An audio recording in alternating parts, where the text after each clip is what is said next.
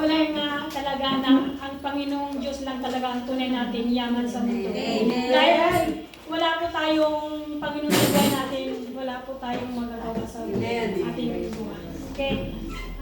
Handa na po tayong makinig sa ating magandang balita ng ating Panginoon sa buhay natin ngayon. Amen. Amen. Tatawagin ko na po ang magbibigay po sa atin ng salita ng Diyos, si Pastora Rimalyn Gutierrez.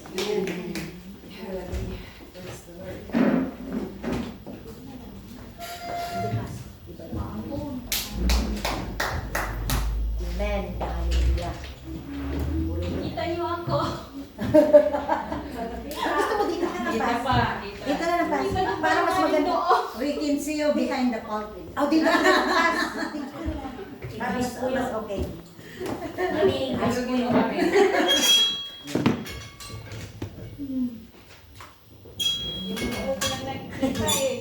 Kasi yung taluktok mo lang nakikita.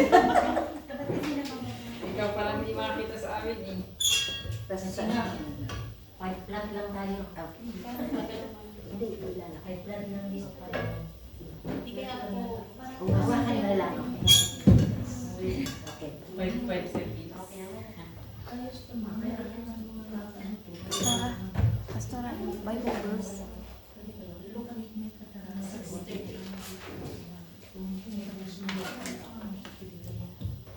Amen! Praise the Lord! We want more blessings? Yes! Who wants to receive blessing today? Amen! Hallelujah! Sabi nga sa ating awitin kanina, puro pagpapala. Narinig pa ba natin? Inawit ba natin? Inamnam ba natin yung song, yung lahat ng na-prepare this morning? And to God be the glory, talagang ang tunay na yaman natin ay ating Panginoon Jesus. Hallelujah. Hallelujah. So thank you, Lord. Tunay nga na ikaw ang aming Diyos na mabuti. Ikaw ang aming Diyos na mga pangyarihan sa lahat. The one who will provide all our needs. Hindi niya sinabing some, but it says all. Lahat ng ating pangangailangan. Mga kailangan lang.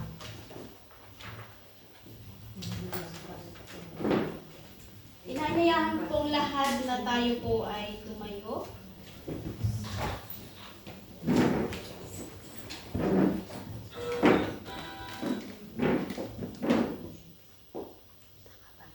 And please open your Bible in Luke 6:38.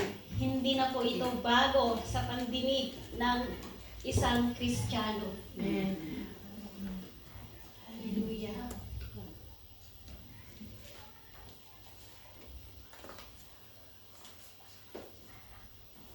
In Luke 6:38, it says here, "Give, and it will be given to you. A good measure, pressed down, shaken together, and running over, will be poured into your lap. For with the measure you use, it will be measured to you." Amen. Hallelujah. So let's bow our heads to us the holy presence of our Lord Jesus. Hallelujah. Hallelujah. Almighty Father God, salamat Panginoon sa umagang ito. Salamat, O Father God, for the gift of life that you have given us to bring us together in love, in unity, and we are united in one spirit. Through your words, O Lord, it will remind us that when you give, that it says in your word, it shall be given back, pressed down, shaken together, running over. So Father, pour out unto us, O Lord God, fill this church with your Holy Spirit. Let every heart open to receive the blessing that the heaven will pour out today. Hallelujah. Salamat po Panginoon. May you open their ear that they will be listen attentively, O Father God. That they will open their heart to receive the blessing right now, O Lord. Hallelujah. And we declare and decree that your presence be with us right now. In Jesus' mighty name we pray. Amen. Amen. Hallelujah. Praise the Lord. Praise the Lord.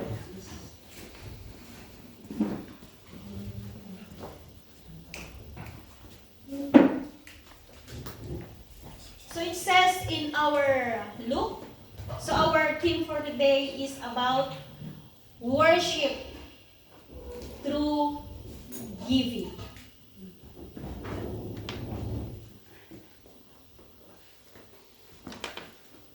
In our Christian life,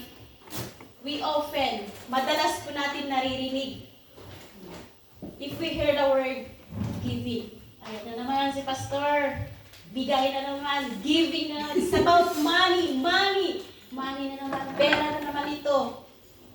But no, mga kapatid, I researched last night that giving, it mentions in the Bible 2,162. Kung nagkamali man ako, i-search na lang din po kung ilang beses binanggit ng Panginoong Diyos ang giving sa ating Bible. But the question is, what does the true, yung totoo, kung ano yung meaning ng pagbibigay and sharing, what does it mean? Giving is not just about money. Hindi lamang po sa pera ito, mga kapatid. Baka ang akala lang po natin nagbibigay tayo is because about the money or about material possession, but it's the heart. Yung puso ang tinitingnan ng ating Panginoon. How we will share, how we will love, how we will forgive, and how we will bless each other. And how we will use our time, yung talent natin na ibinigay ng ating Panginoon na ayaw natin ilabas yung best ng bawat isa. So when we say giving, hindi po ito kawalan pag nagbibigay po ang bawat isa. Hindi, mga kapatid. Hindi ito kawalan ng isang Kristiyano pag siya po ay nagbigay. Ito po ay you are planting seed. Nagtatanim ka ng kayamanan mula sa langit. And also, the Lord will bless you, kapatid.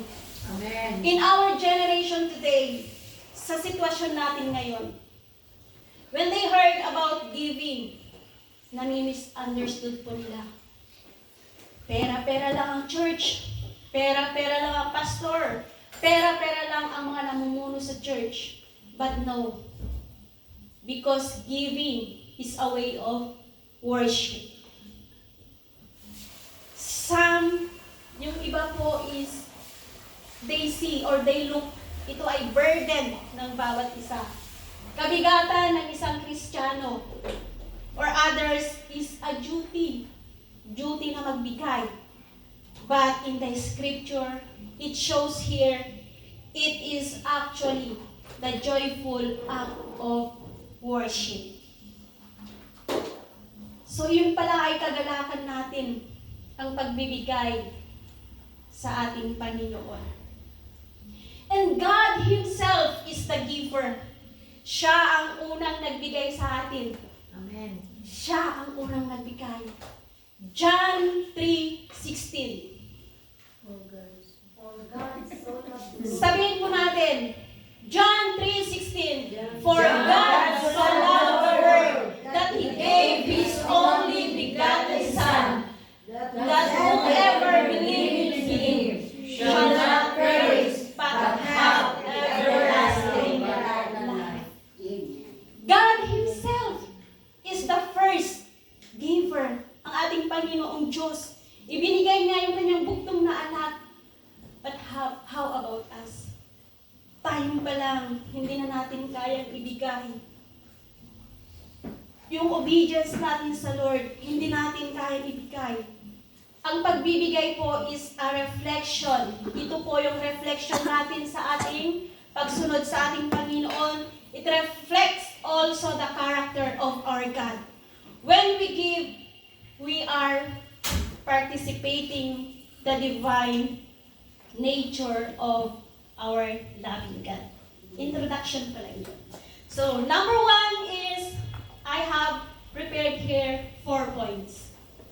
Number 1, giving is an act of worship.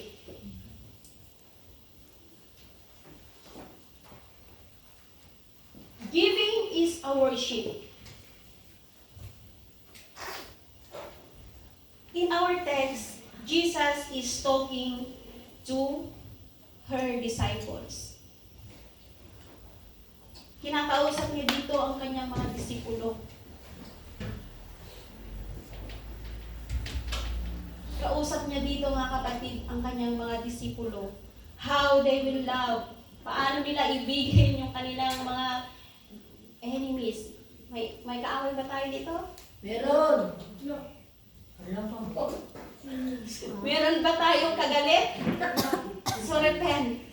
Repent so that you will receive the blessing from the Lord. If you don't have a repentant heart today, you will be the same. Walang pagbabago if we will not repent. Amen. Amen. You acknowledge that everything we have comes from God. Ito po yung ina-acknowledge natin. Yung katapatan o yung yaman ng ating Panginoon. If you remember the story of the wise men, nung isinilang ang ating Panginoong Yesus. The wise men visited Jesus. They didn't just bow down. They brought gift. Buksan po natin doon sa Matthew 2:11 para masundan niyo po ako.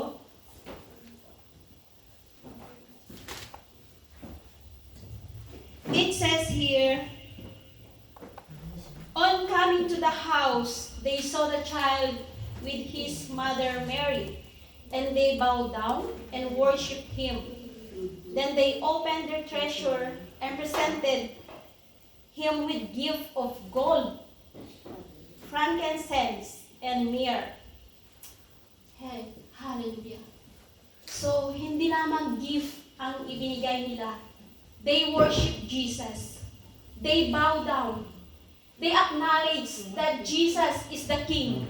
That Jesus is the Son of God. Amen. They brought gift of gold, and then their giving was a worship. Yun po ay pagpupuri nila sa ating Panginoong Yesus. Every time we give, we declare. Sa tuwing nagbibigay tayo mga kapatid, we must declare that Lord, you are worthy of my best. Ibinibigay natin yung best para sa ating Panginoon. For He is the King of Kings, the Lord of Lords, and the one who was sacrificed. Ibinigay ng ating Panginoong Diyos mula sa atin. So worship is not just about singing. Kumakanta lang tayo dito. Amen. Hindi po yun. Hindi lang po yun ang pagpupuri sa ating Panginoon. But it also offering our life. Yung buhay natin. Isinusuko ba natin sa ating Panginoon yung buhay natin? Are we surrendering our life to Jesus? Amen. And if you surrender, we must die in our old self. Jesus must be seen in every soul, in every area of our life, mga kapatid. And also, we must bring back, ibibigay natin, ibabalik natin sa Panginoon lahat ng resources na ibinigay niya sa atin. Please open in 2 Corinthians, Tagalog, 9:7. 2 Corinthians So you should give 9:7. what you have decided. Yes, please attend it. Each of you should give what you have decided in your heart to give, not reluctantly or under compulsion, for God loves a cheerful giver. Amen. Napakaliwanag ang salita ng Panginoon. Ang pagbibigay ay hindi lamang po sa pera, kundi pati po ang ating puso. Kailangan po pag tayo nagbibigay, it is open, maluwag sa ating mga puso. Hindi po dahil sinabi ni ganito, sinabi ni ganyan, you are giving. But because it is a command. It is our way of worship to our living God. Ito yung pagpupuri natin. Ito ay isang act of worship to God. Yung pagbibigay po natin ng ating sarili. Or we surrender everything to our Lord. So how we will activate this? Yung act of worship. Giving is an act of worship. Use your talent. Whether in music, teaching, or service. I-encourage mo yung kapatid mo na ngayon, baka ngayon ay nangihina. I-encourage mo siya, i-lift up mo siya. That's a kind of worship. Dahil ang Lord doon ang napapupurihan kung tayo po ay nag-i-encourage ng ating mga kapatid na nanghihina, lalong-lalo na sa kanilang pananampalataya. So if you will imagine, yung isang bata po na nagbigay, if you remember kung tayo noong mga, kinder, may mga drawing pa tayo, may ginagawa po tayo mga yung handmade drawing. Di po ba natutuwa, nagagalak ang ating mga magulang? It is not the paper. Hindi po siya doon nagagalak sa papel o sa drawing natin. Kundi kung ano, what is the value on that paper. Kung ano yung ginawa mo, ano yung dinesign mo, na i-drawing mo doon sa isang papel. The parent doesn't value the paper. They value the love that you put in there. The love that behind on that drawing. The love that they put yung best nila. And in the same way, God delights the gift because they come from heart of worship. So yun po, yung giving is an act of worship. So next, giving. Demonstrate our faith and trust. Dito pala na-illustrate yung ating pananampalataya. Yung ating tiwala sa Panginoon. So ang pagbibigay, ito po ay nagdedeklara na tayo po ay may tiwala sa ating Panginoong Diyos. Meron po tayong, hindi po tayo nababahala if we trust God. If we have that faith na ang Panginoon ang siyang mag-provide ng ating pangangailangan. When we give, we're saying, God, I believe in you. You will provide all our needs. Ipo-provide ng Panginoon ang lahat ng ating pangangailangan. So, once that we give to the Lord, hindi po natin ito kawalan. Hindi po ito natin kalugian. Tama po ba yung Tagalog? Kalugian? Kalugihan. Kalugihan. So, hindi po ito but about trusting God. That He will multiply. Kung nagbibigay ka pala sa Panginoon, that our Lord will multiply yung natitira mo, kapatid. Yung natitira mo, God will multiply that. The money that you have, the Lord will multiply. Multiply po ang ginamit dito. Hindi lamang po plus, kundi ito ay i-multiply ng ating Panginoon. So, ang mga nagbibigay po ay hindi po sila nauubusan. Naranasan po ba natin ito? Pag tayo nagbibigay, hindi tayo nauubusan? Yes! Glory to God! Alam ko na pinagpapala ang Agape Shalom Ministry. Ang Diyos ay tapat at magbibigay ng higit pa sa ating ibinibigay, kagaya nga ng song kanina.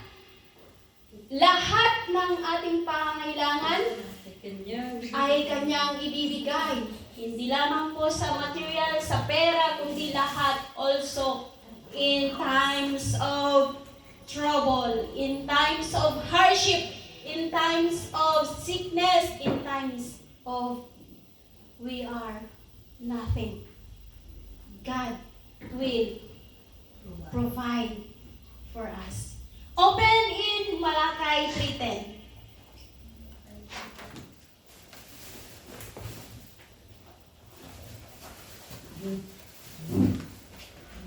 It says in Malakay, Bring the whole heart into the storehouse.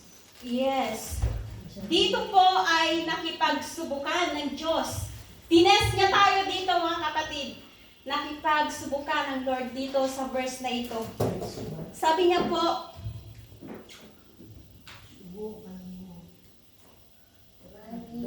Bring the it whole says here, Bring bring the whole tithe into the storehouse, that there may be food in my house.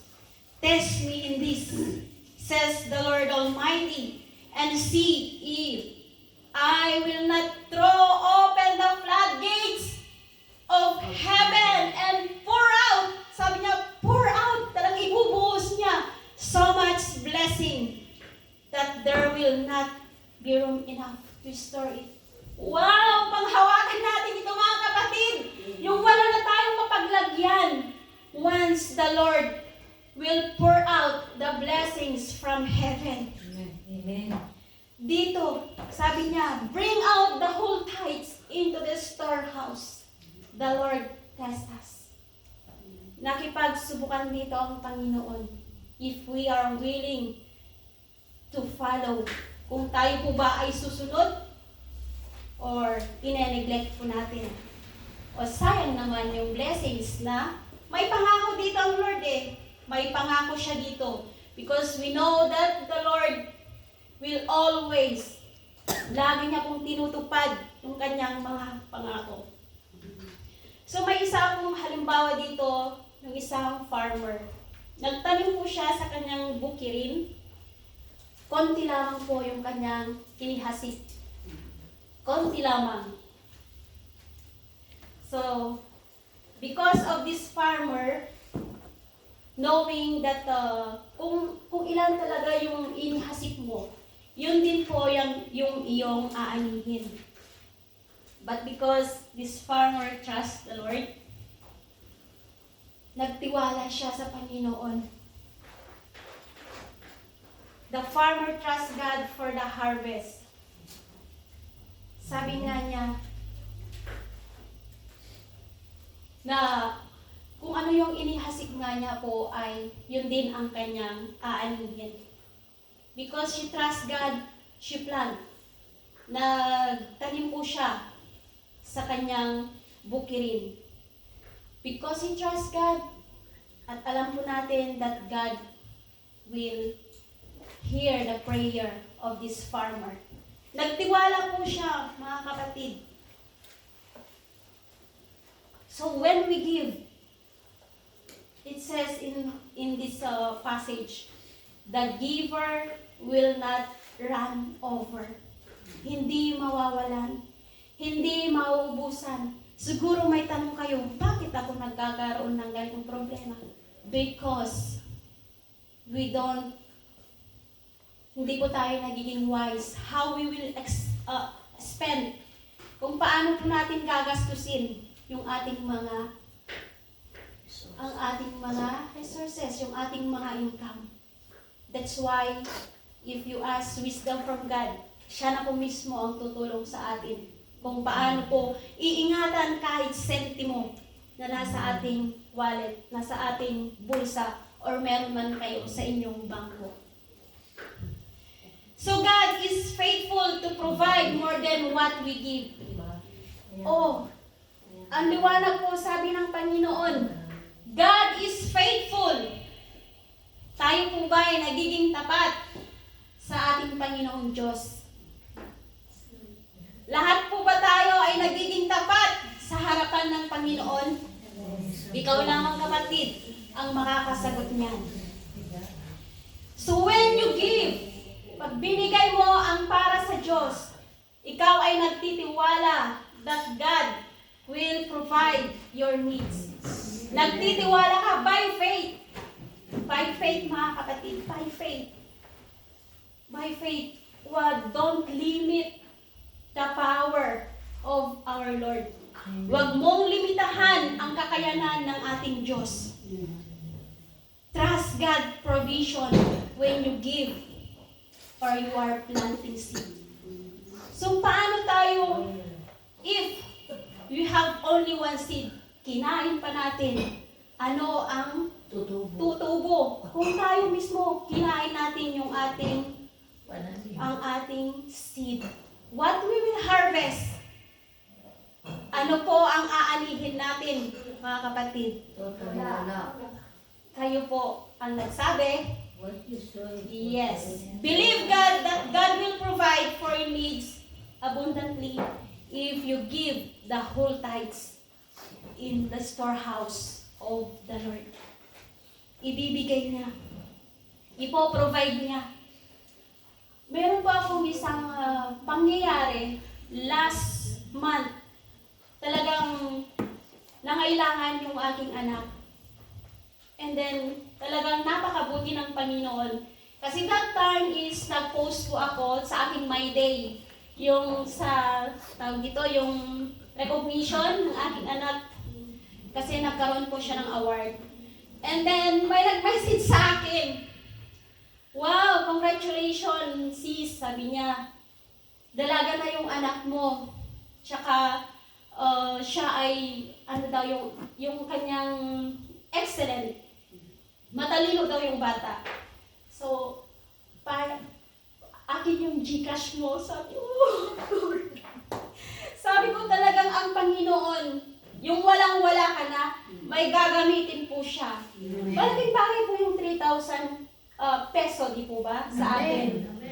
Malaki po yun. So talagang nagpasalamat ako sa kanya at tuloy din na bless ko po siya. Hindi po kasi yung nagbibigay ang more nabe-bless than the receiver. Yung nagbibigay po, maniwala po kayo sa salita ng Diyos. Giving is an act of faith. Kaya kung tayo po ay nagbibigay, Lord, ito na lang yung pera ko, pero ihulog mo pa dito sa storehouse of God. God will move in your life. Siya ang kikilos, siya ang mag-provide ng mga pangangailangan natin. So unexpected talaga yung aking pangyayaring yun. Na talagang kumikilos ang Panginoon sa buhay ng mga anak niya na nagiging tapat when it comes to giving. Amen. Hallelujah. So, when we give, we are trusting God.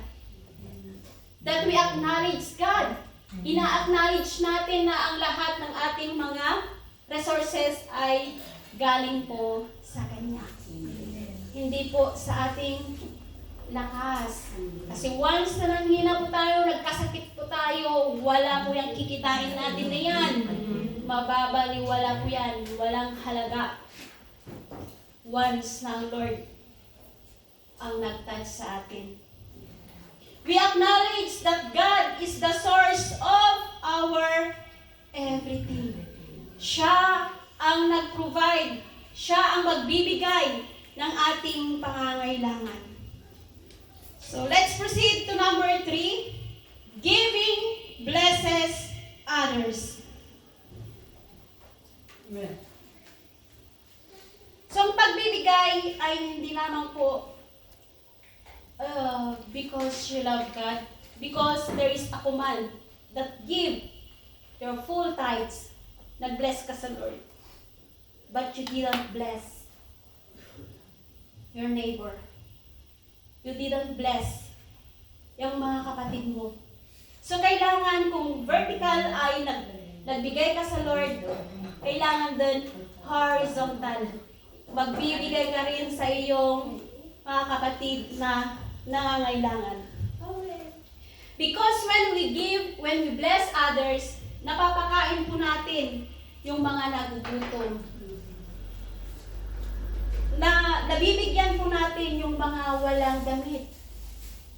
Kung nagbibigay po tayo in the, yung charity, mga kapatid. And we support also the mission.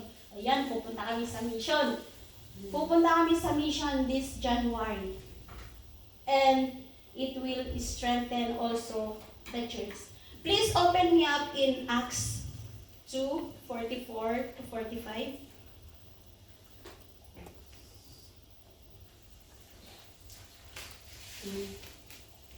Acts 2:44 to 45. Yes. All the believers were together and had everything in common.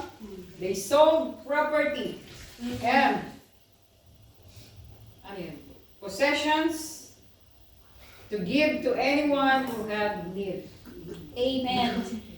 So dito po ay 2:44.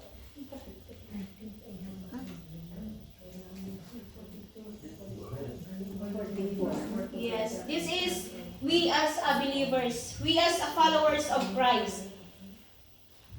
Ito po ay sinasabi, pinapakita dito that every church that sharing everything so no one will be hungry. Wala pong magugutom kung tayo po ay nagtutulungan. If you have, why not bless your sister? Kung sobra-sobra ka naman, bakit hindi mo i-bless ang iyong kapatid na nangangailangan? Because if you bless others, kung ano yung ginawa mo sa kapwa mo, ginawa mo rin sa ating Panginoon. So, do you know the story of the Good Samaritan? Yeah. Please open in Luke 10:37.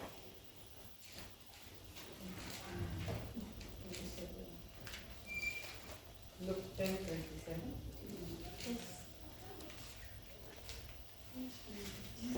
And he said, he that shewed mercy on him, then said Jesus unto him, Go and do likewise.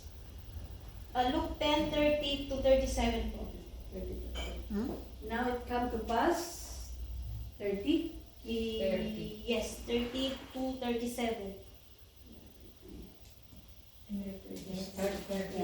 Mm. 30 to 37. In reply, Jesus said, And Jesus answering said, A certain man went down from Jerusalem to Jericho, and fell among these thieves, which stripped him of his raiment, and wounded him, and departed, leaving him half dead. And by chance there came down a certain priest that way, and when he saw him, he passed by on the other side.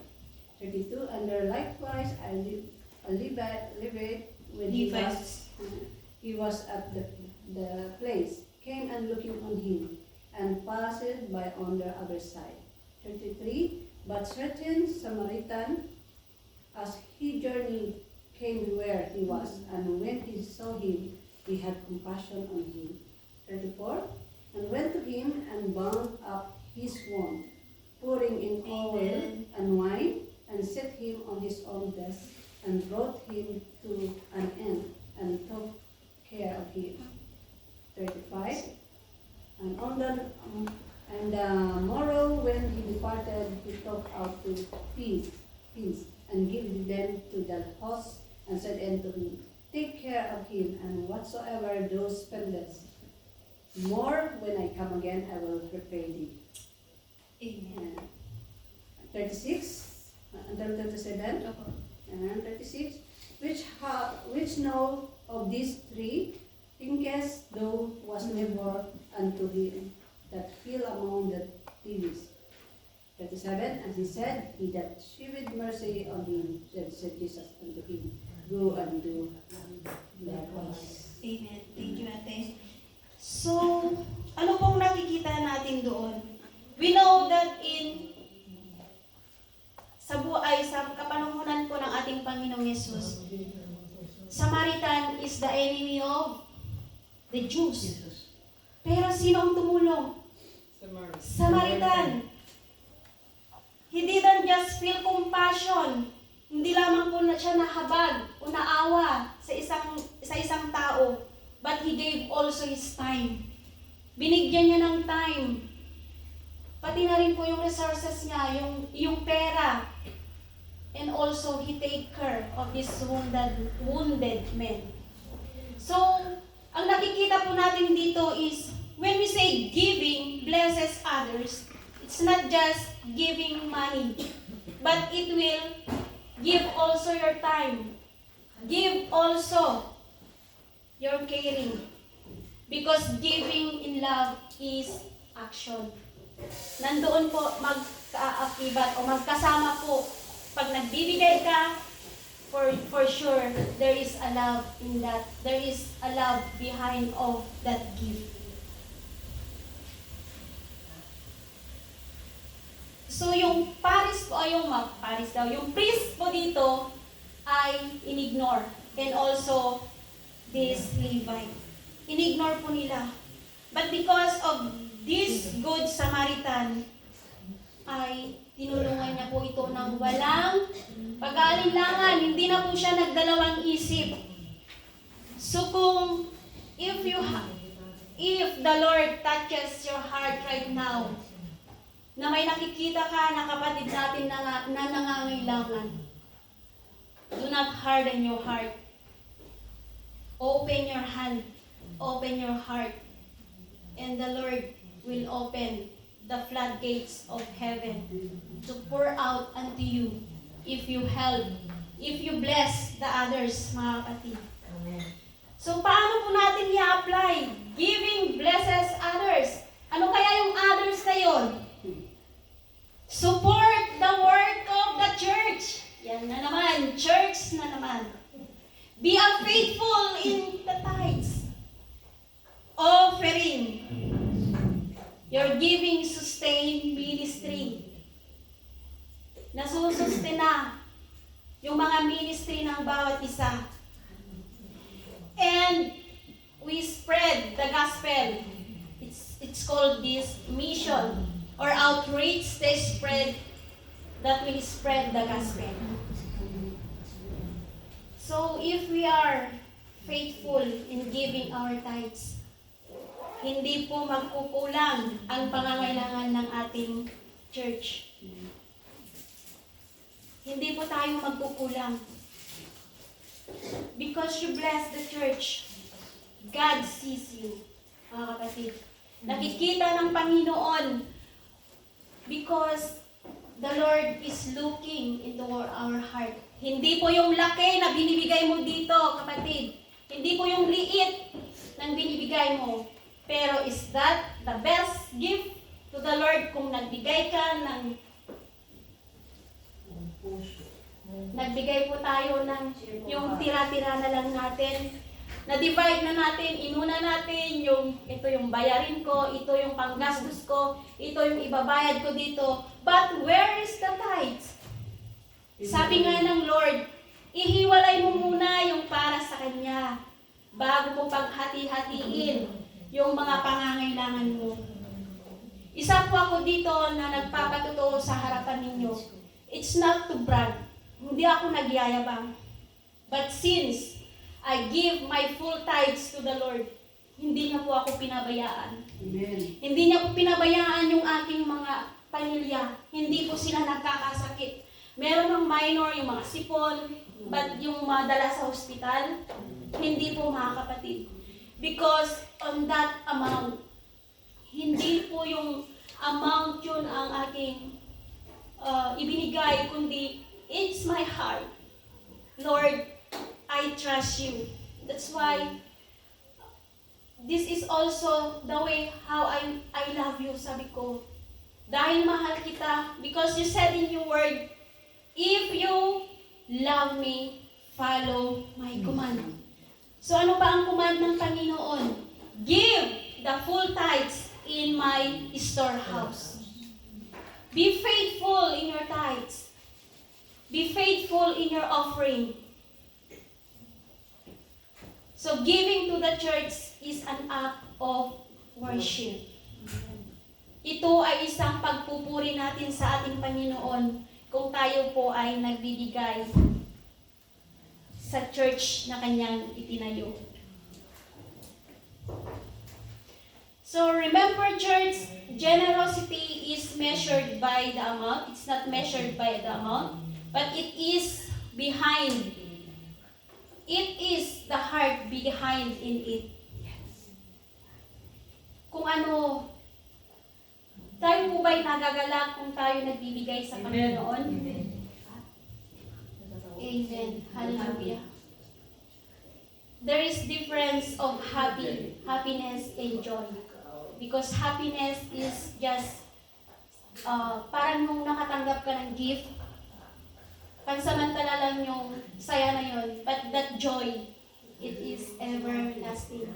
Kahit na ikaw ay walang pera, because you have joy in your heart, nandoon po. Because you trust God that He will sustain everything you're doing. So lastly, giving brings joy and reward. So ano naman itong kagalakan na ito? Ano itong reward na ito? So open in Acts 20:35.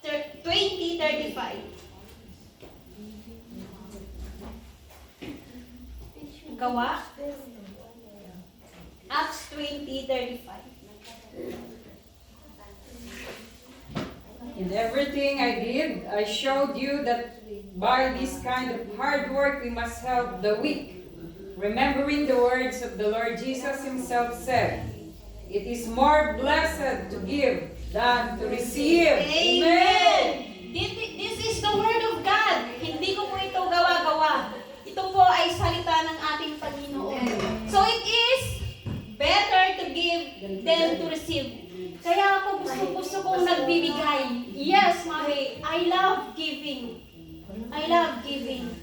Because I know that the Lord sees in our heart kung ano po yung desire ng ating puso. Amen. Kung tayo po ay nagbibigay na hindi po tayo nag-expect in return. Because God will be the one who will pour out the floodgates of heaven. Yung kayamanan na nagmumula sa langit, yun ang kanyang ibubuhos sa atin kung tayo po ay nagbibigay sa ating mga kapatid na nangangailangan, especially in the church, especially in the ministry. So yun ang kailangan natin. Hindi lamang po sa ating physical, but also in our spiritual life. Magkakaroon po tayo ng kapayapaan. We will receive peace.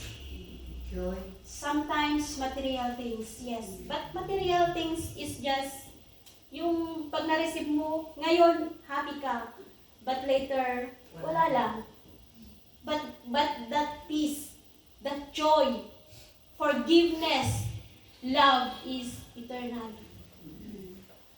Panghabang buhay po iyon. So when we give, there is love. Meron bang nagbibigay ng walang pag-ibig? O baka napipilitan kaya walang pag-ibig? Dahil nahihiya.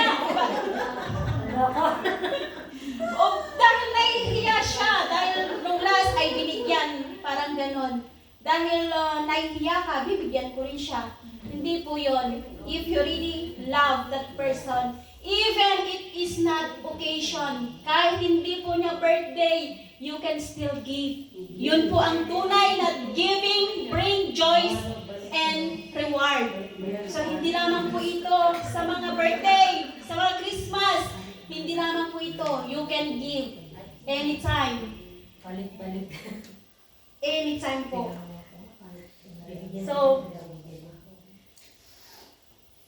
So when we give, nakikita din po natin yung pagbabahagi natin ng ating oras. Amen. Lalong-lalo na yung isa nating kapatid. You know how to lend your ear. Kahit na paulit-ulit yung kanyang sitwasyon. Lend your ear. Give your time to listen to this kapatid, sa isa nating kapatid. So, we are showing here love. Nandun po yung pagkikare natin. At nandun po how we will express our love to that person. If we lend our ear. kahit pabalik-balik, still pray. Pray to that sister na nangangailangan. So Proverbs 11:24 to 25.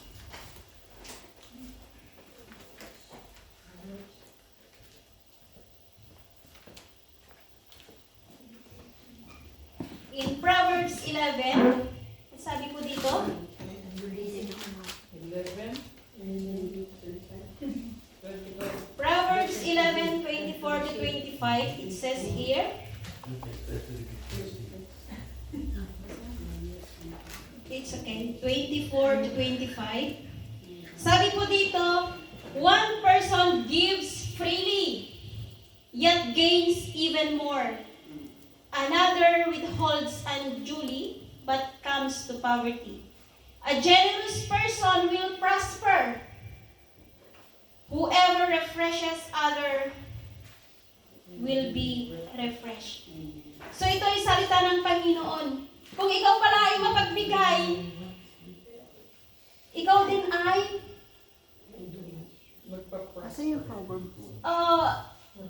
makakatanggap. Hindi lamang doon sa binigyan mo, kundi lalong-lalo na po sa ating Panginoon. So yun nga po, kung tayo po ay matulungin sa ating kapwa, there will be a time that even we will not ask help, someone will help us.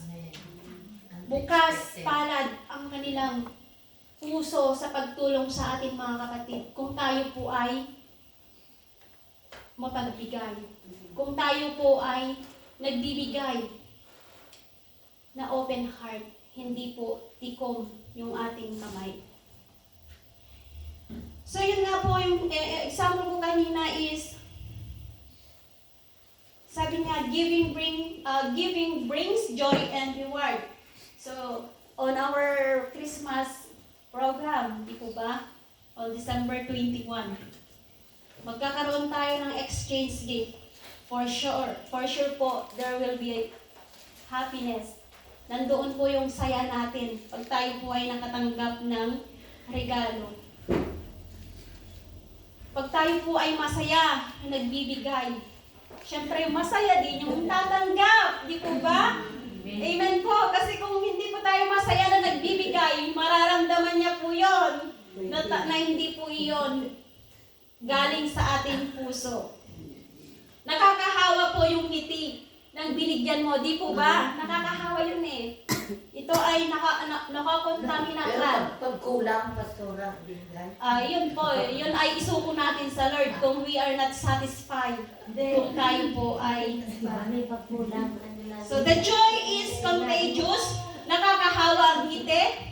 The blessing isn't just there. Hindi lamang po yung blessing ay sa kanila, but also to you. Kung tayo po na nagbigay. Tayo po na nagbigay sa isang kapatid. So on this passage in Luke 6:38, Jesus teach us here how to love. Paano tayo umibig? Paano tayo magkaroon ng awa, a compassion heart, and lastly is to give. Ang pagbibigay po ay hindi lamang po material na bagay, kundi it's about, yung nasabi ko kanina, pagpapatawad. Because if you will not forgive, the Father also will not forgive you. So ikaw ang mahihirapan. Sarap-sarap ng tulog ng iyong nakasagutan, but tinatawad ka niya, but you didn't forgive. Talagang mahirap. Mahirap po kung meron po tayong dalang-dala sa ating puso. And when we give also your time. Caring to each other. Magtulungan tayo. Kasi tayo ay mga anak ng Diyos. Wala po dapat yung nagbabangayan. Wala yung nagkakaroon ng samaan ng loob. But we must accept who is our sister. Tanggapin natin kung ano yung kahinaan niya. Tanggapin natin kung ano yung kakulangan ng bawat isa. Ang pangako ng Diyos, kapag tayo'y bukas palad, siya mismo po ang magbibless. Siya mismo ang magbabalik sa atin. So alam mo yan, kapatid, if you are a faithful tither, if you are a faithful offering to God, alam mo yan. At alam mo rin ang kasagutan if the Lord will bless you. So magbabalik ng higit pa sa ating ibibigay.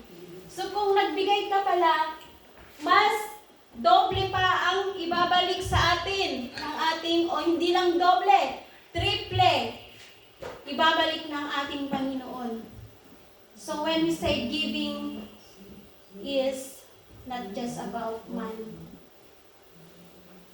Ialis po natin yun sa isipan natin na giving is not just about money.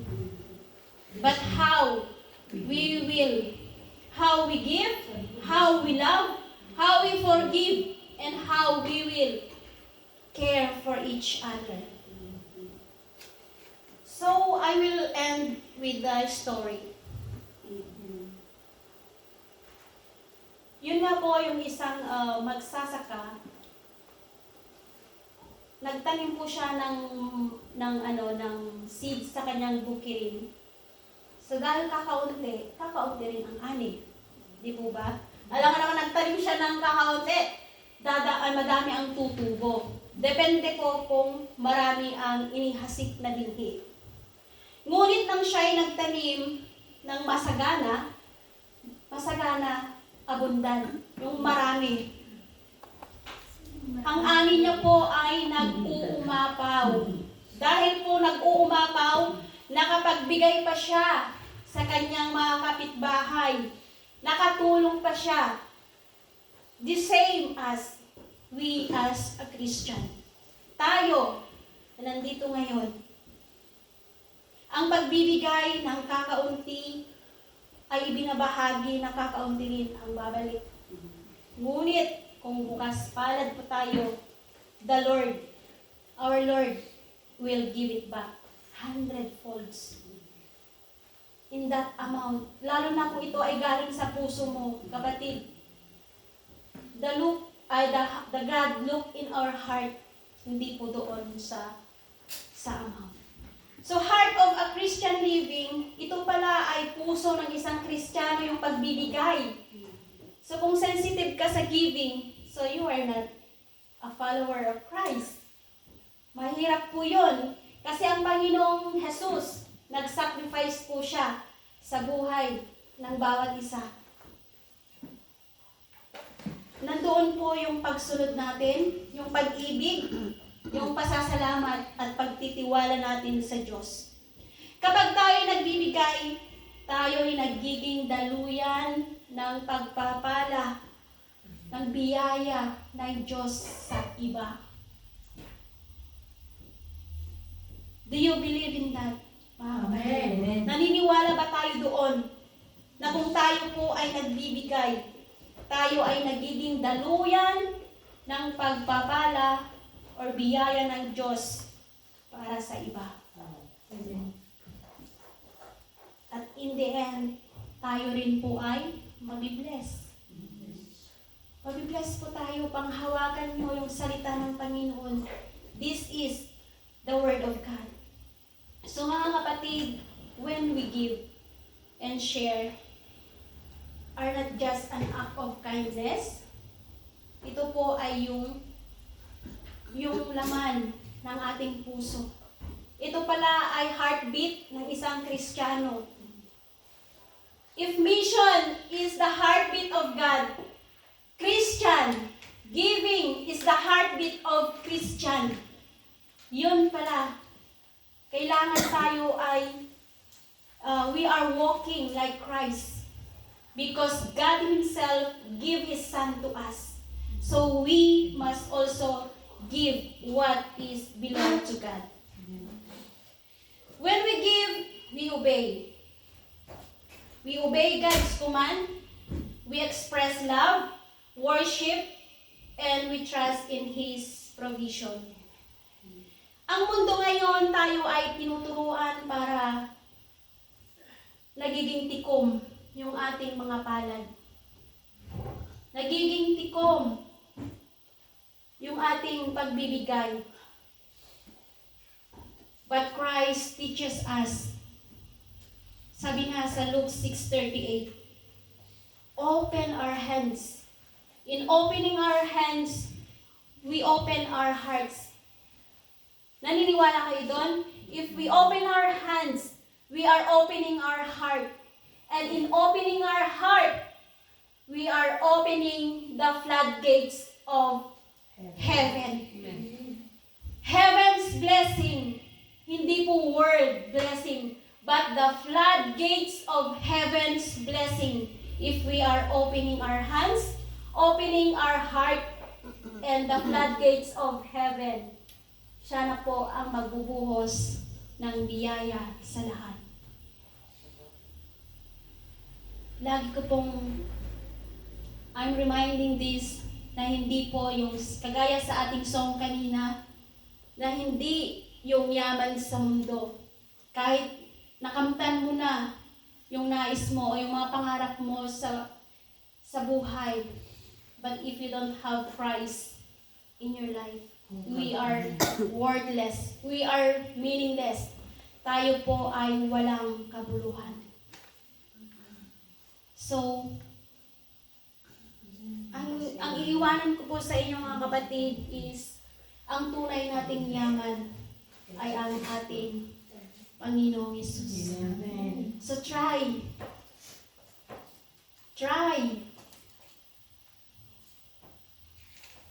Do your best. Na simula sa araw na ito, ano yung bagay? Challenge yourself, kapatid. This week, ask God, Lord, i-ask mo sa Panginoon, Lord, where I can give you generously. Sa anong paraan ako makapagbibigay sa iyo, Panginoon? Maybe it's not the finances only. Maybe it's your time. Baka ito na yung araw or oras na ibibigay mo yung oras mo sa Panginoon. Whatever it is, give it all to the Lord. Lagi po nating alalahanin that God Himself is the giver. So kung ano yung karakter ng ating Panginoong Diyos, ganun din nawa tayo mga kapatid. Ganun din nawa tayo bilang Kristiyano, tayong mga follower ng ating Panginoong Yesus. Amen. Amen. Because the more we sow, the more it will multiply. Not just in our wallet, hindi lang po sa bulsa natin, but also in our heart, relationship, and also in our community. So let's all stand up. Hallelujah. Salamat, Panginoon, sa iyong salita, O Father God. Lord, thank you for being the ultimate provider. Ikaw, Lord, ang patuloy mo namin nahahawakan. Yung pangako mo, Lord, yung mga salita mo, na ito ay mangyayari sa mga tao o sa mga anak mo na nagiging tapat sa iyo, O Father God. Hallelujah. Teach us, O Lord God, how to give with joy, na nandun po yung kagalakan sa pagbibigay ng bawat isa. Nandun po, Panginoon, yung pag-ibig na nagbibigay, O Father God. And teach us, O Lord, that we will always trust in you. Magtiwala po kami, Panginoon, that everything is belong to you. You are the sustainer. Ikaw ang nagsusustain ng aming mga pangangailangan, Father God. Ano man, Panginoon, yung pangangailangan ng aking mga kapatid sa oras na ito, Lord. Open your hearts, kapatid. Ilagak mo sa Panginoon ang pangangailangan mo ngayon. Nandiyan ang Panginoon sa iyo. The Holy Spirit is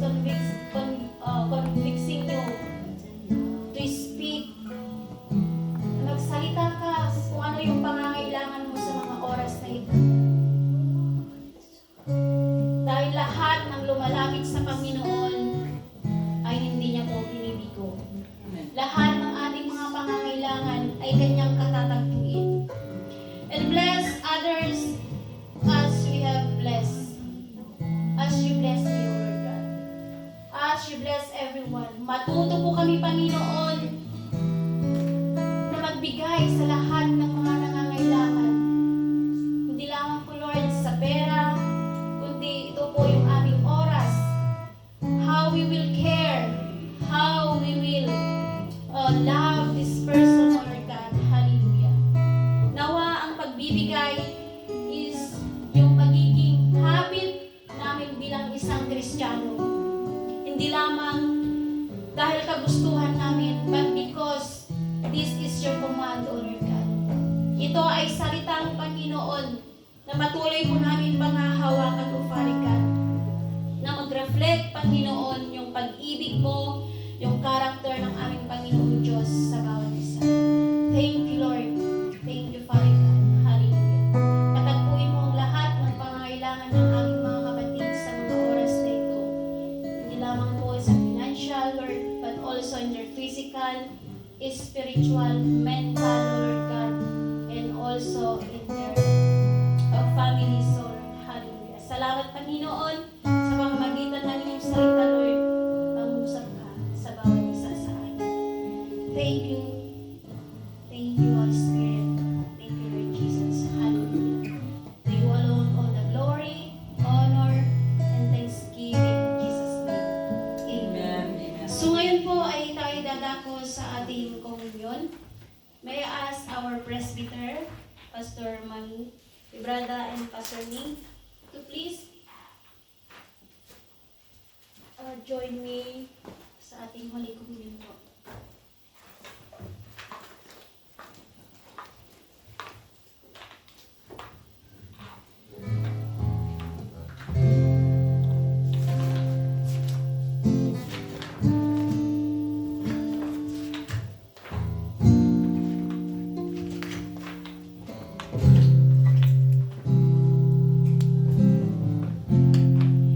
Amen. So ngayon po ay ating muling alalahanin yung kabutihan ng ating Panginoong Yesus sa araw na ito.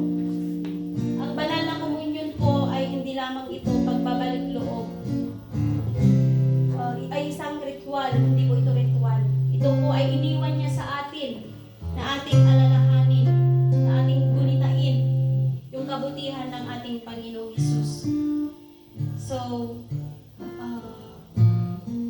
may I ask our presbyter to pray for the bread and Pastor Nick for the cup of water.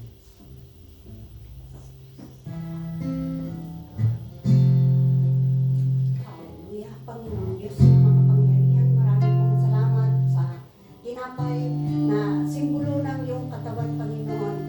Yung katawan mo na napako sa Kalbaryo, yung for the weaving of your body, O Lord God. I pray, O Father God, that by your stripes we are being healed, O Lord God. So Father, I pray healing upon your children, O Lord God. I pray strength upon your life, Father, because of your body, which is given unto us, O Lord God. We receive healing. We receive blessing in the name of Jesus. We pray. Amen. Father God, we thank you, God, for this juice that we prepare as a symbol of the holy blood of your hallelujah, shed on the cross. We believe, Father God, that healing overflow to your children when we drink this cup.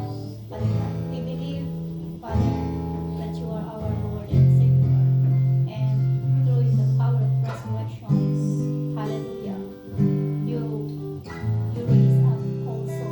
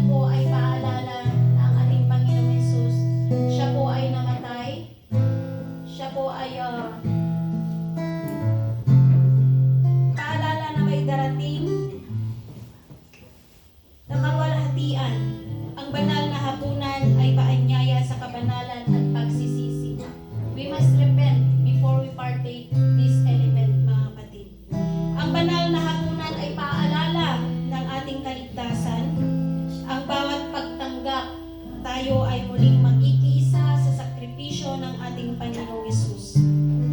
Si Kristo ay namatay, muling nabuhay, at siya po ay muling darating sa itinakdang araw.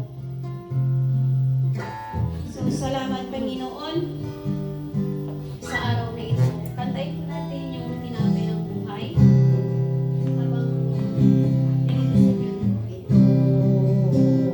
Tinapay ng buhay, kain mo magbahagi.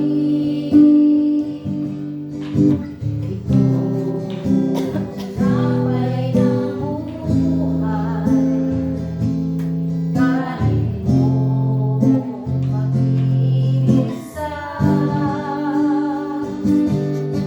Yan ang katawang inayuman upang ikaw ay mabuhay. Yan ang katawang naghirap upang iyong kamtan ang buhay na walang hanggan. Ito sa lunang bagong tipan, inumin mo magbahagi.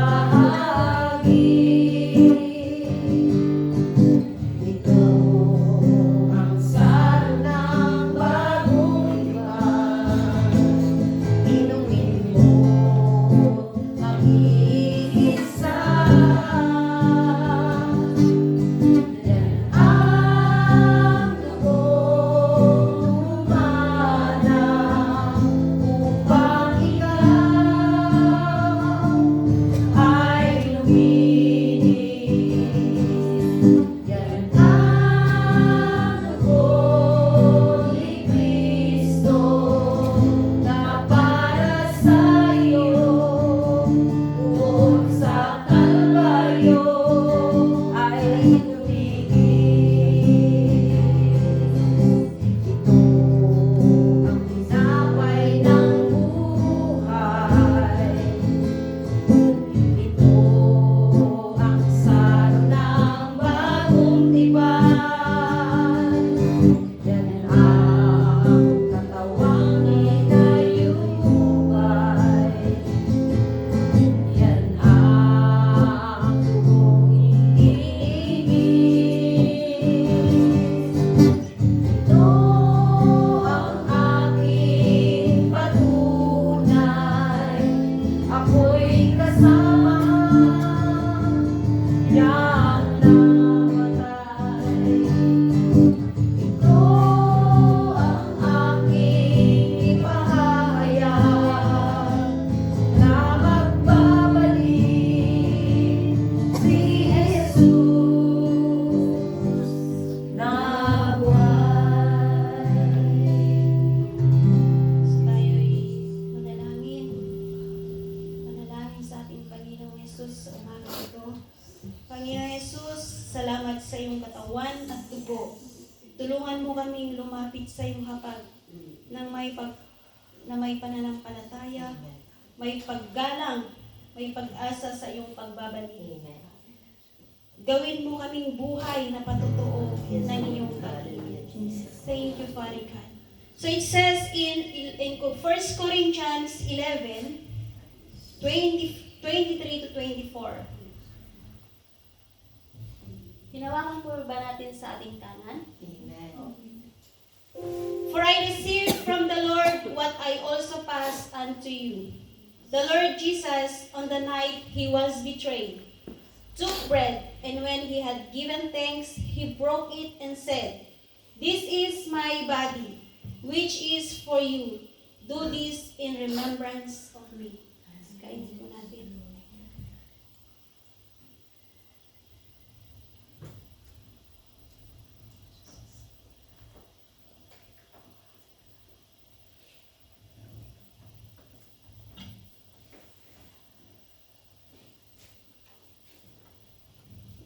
Hawakan po natin yung ating cup.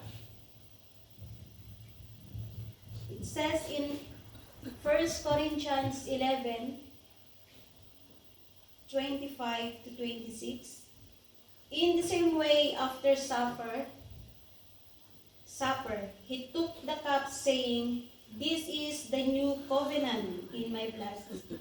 Do this whenever you drink it in remembrance of me. For whenever you eat this bread and drink this cup, you proclaim the Lord's death until He comes." Inumin po natin. Hallelujah.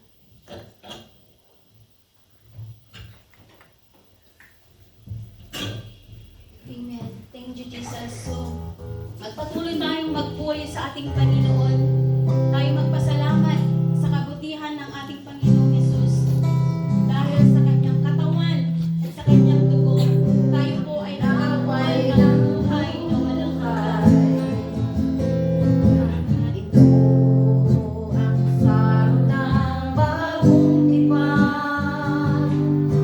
Yan ang katawang pinayuhan. Yan ang itinigis. Ito ang aking patunay. Ako'y kasama niyang namatay. Ito ang aking ipahayag na magbabalik si Jesus na buhay. Na magbabalik si Jesus na buhay. Na magbabalik si Jesus na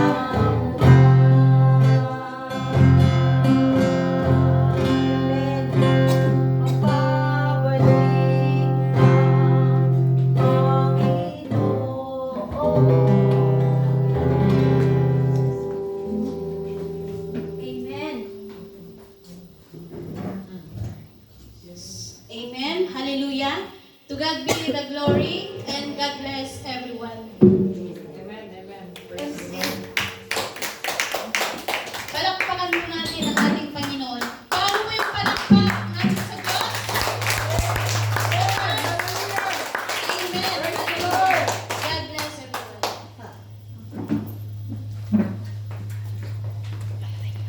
Thank you, Pastora, sa maganda